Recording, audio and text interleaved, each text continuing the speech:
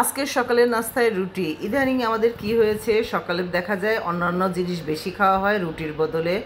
আসসালামু আলাইকুম, সবাই কেমন আছেন? নিশ্চয়ই ভালো আছেন। আলহামদুলিল্লাহ, আমিও ভালো আছি। আর এই যে দেখো, আমার নাস্তা কিন্তু রেডি। দুটো রুটি সেঁকে দিয়েছি, ভাজি, আর এই যে ডিম অমলেট করেছি, সাথে একটা মিষ্টি। ছেলেকে নাস্তা দিয়েছি। ছেলের নাস্তা খাওয়া শেষ হতেই আমি আবার দুপুরে রান্না করছি। মানে রুটি আর সেঁকলাম না, কারণ দুপুরে রান্নার প্রস্তুতি নিচ্ছি। কী রান্না করব, রুই মাছ বের করে নিয়েছি, ডাল দিয়ে পেঁপে দিয়ে রান্না করব, একটা সবজি ভাজি করব, আর যে 2 রকম ডাল ধুয়ে আমি এই যে রাইস কুকারে বসিয়ে দিয়েছি। এই কুকারটা আমার নতুন, জানো, আজকে আমি নতুন ব্যবহার করছি। এটা কিনা হয়েছিল আরও 5-6 বছর আগে, কিন্তু ব্যবহারের প্রয়োজন হয়নি, এর জন্য আর নামানোও হয়নি। আর এই কুকারটা এত সুন্দর, বেশ বড়। আর দুটো ডিশ, এটার ভিতরে হলো দুটো পাতিল, মানে একটাতে যদি আমি ভাত রান্না করি, ওটা রেখে আবার আরেকটা কিছু রান্না করা যায়। এই একটা সুবিধা, অনেক সুন্দর, তাই না? এরকম অবশ্য অনেকেরই আছে। আর দেখো, আমি আবার রুটি বানাচ্ছি, আর আকাশ দেখো কেমন মেঘলা হয়ে এসেছে। ঝুম বৃষ্টি নামবে। নাস্তার ফাঁকে ফাঁকে কিন্তু যে উঠছে ঘুম থেকে, তাকে নাস্তা বানিয়ে দিচ্ছি। এখন অবশ্য সাহেবের জন্য রুটি সেঁকছি, আর আমার ছেলে তো নাস্তা খেয়েছে, আমিও নাস্তা খেয়ে ফেলেছিলাম। আর এর সাথে তো রান্না চলছে। দেখো, বলতে বলতেই অনেক বাতাস শুরু হয়ে গেছে। আমি রান্না করি, আর এই যে আমার এই সামনের দৃশ্যগুলো দেখি এত ভালো লাগে। দেখো, ঝুম বৃষ্টিও নেমে যাচ্ছে একদম। এই দৃশ্যগুলো দেখতে আমার এত ভালো লাগে। রান্না করি আর সাথে সাথে দেখি আকাশের কত পরিবর্তন হয়। যেরকম আকাশের পরিবর্তন হয়, মানুষের মনেরও কিন্তু সেই রকমই পরিবর্তন হয়।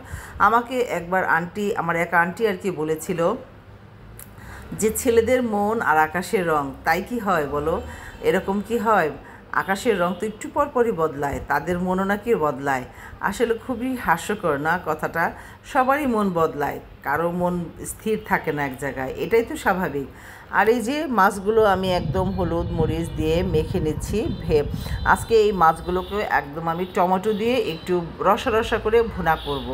তাহলে কেমন লাগবে বলো তো? এই মাছটা হলো একটা কালীবাউস মাছ। কালীবাউস মাছ বলতে ওই যে কালো কালো দেখতে, রুই মাছের মতোই কিন্তু কালো। আর এই মাছটা কিন্তু খুব মিষ্টি মিষ্টি খেতে, ভালো লাগে খেতে।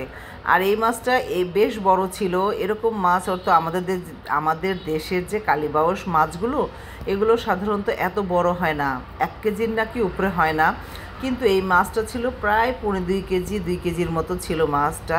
কিন্তু খেতে এত মিষ্টি মিষ্টি ছিল, খুব ভালো লেগেছে খেতে। যেভাবেই রান্না করেছি, এত বড় মাছ তো আর একদিনে খাওয়া হয়নি, এক একদিন এক একভাবে রান্না করেছি, সব রকমই মজা লেগেছে। আর এই যে মশলাটা ভুনে নিচ্ছি আমি। এই মশলাটা একটু কষিয়ে নিলে এটার ভিতরেই দিয়ে দিব। আর এই দেখো না, জানলাটা খোলা যাচ্ছে না, বৃষ্টিও আসছে, আবার বাতাসের জন্য রান্নাও করতে পারছি না, আবার বন্ধ করে দিই। কারণ বন্ধ করলে লাগে গরম অনেক বেশি। আমি অ্যাডজাস্টার ফ্যানটাও ছেড়ে দিয়েছি, কিন্তু তাতে লাভ হয় না, জানো, অনেক গরম লাগে। এই জানলাটা একটু খুললেই অনেক বাতাস আসে, আবার রান্নায়ও ডিস্টার্ব হয়। আর এই যে দিয়ে দিলাম অনেকগুলো কাঁচামরিচ, মশলা ভুনে নিয়েছি। এখন এই মশলার ভিতরেই মাছগুলো একটু ভালো করে ওলট পালট করে নিব, তাহলে মাছটা খেতে আরও বেশি ভালো লাগবে। আমি একটু সুন্দর করে শুকনো শুকনো করে, আর এই যে একটা টমেটো 2 ভাগ করে দিয়ে দিয়েছি।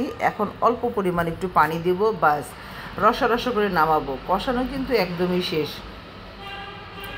আর ওদিক দিয়ে আমার ডাল কিন্তু হয়ে গেছে। মানে ডাল যখনই ফুটে উঠেছিল, তখন আমি ডালে পেঁপে দিয়ে দিয়েছিলাম। ইদানিং পেঁপে দিয়ে ডাল খেতে বেশ ভালো লাগে। আবার আমি কলা দিয়েও রান্না করি, জানো। ডালটা যখন একটু ফুটে যায়, তখনই কী করি, একটা কলা কেটে একদম পাতলা পাতলা করে দিয়ে দিই। কলা আর ডাল একসাথে সিদ্ধ হয়ে গেলে একদম ওই যে ডাল ঘুটনি আছে, সেটা দিয়ে ঘুটে নেই, মিলে যায়, কিন্তু অনেকটাই মিলে যায়, বোঝা যায় না।